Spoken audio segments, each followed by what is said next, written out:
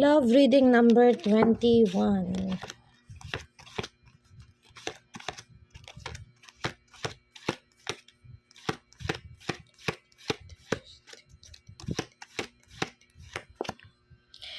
This card showing na unsuccessful. Ibig sabihin, yung partner mo ay may mga pagsubok na pinagdadaanan pagdating sa finances, may mga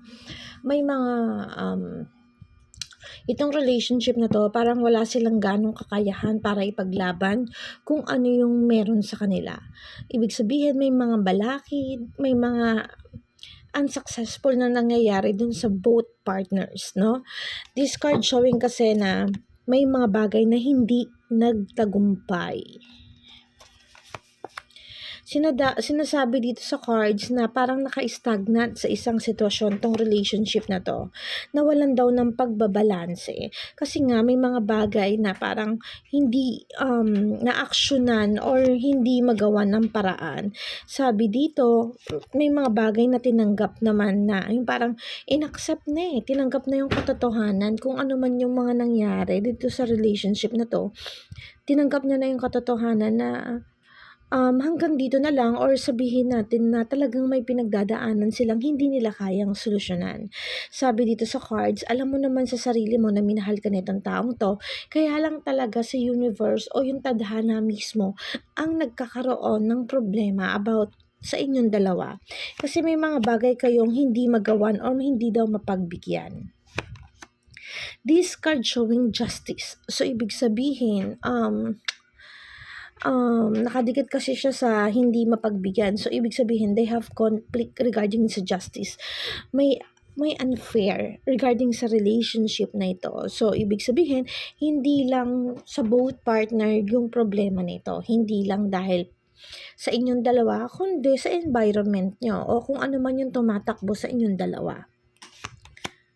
Sabi dito, masaya naman daw kayo nang magkasama kayo. Kaya lang, asahuman kung sino man yung babae, you feel hindi ito yung parang hindi ka dito winner. Kumbaga, hindi ito yung para hindi mo to deserve. Parang ganun, no? May something na kulang. May something na masaya ka pero may mali. Masaya ka pero may pagkukulang. Masaya ka pero hindi masatisfied. May kulang, may something wrong na nangyayari regarding sa relationship. Ito daw ay guided ni universe. Sabi dito sa cards, may mga bagay daw na parang yung paghihirap mo o yung kakulangan, something like na disconnect or something like natapos. Ibig sabihin, parang granted ni universe kung ano yung nangyayari. Sabi dito, naging matatag na lang. But things will gonna be fruitful. Sabi dito sa cards, may pinagdadaan kayong dalawa. Pero mga disadvantage kasi parang hindi normal yung takbo ng relationship mo or nyo dahil dun sa takbo ng relationship or sabihin na natin dahil dun sa environment. Ibig sabihin, itong relationship na to, yung pinagdadaanan nila, parang hindi man nila kagustuhan but they need to separate. They need to face the wrong situations even they love each other. Sabi dito, may umiwas o may lumayo. So, yun na nga. Maybe LDR kayo or something like na may distance. Merong hangganan, merong something na mali, may umaagaw o merong, to be clear, itong relationship na to, may pagitan. May namamagitan, may dahilan kung bakit they are separated. The Fool, may pagkakamali. May nagawang pagkakamali kaya naging dahilan ng paglayo. At ito ay mundo nyo, guided dito ni universe. So, ibig sabihin, yung distance na namumuo sa inyo ay guided ni universe. May dahilan kung bakit magkalayo kayo. May dahilan kung bakit ganito yung takbo ng relationship nyo. May dahilan kung bakit ganito yung nararamdaman mo, yung feeling injustice.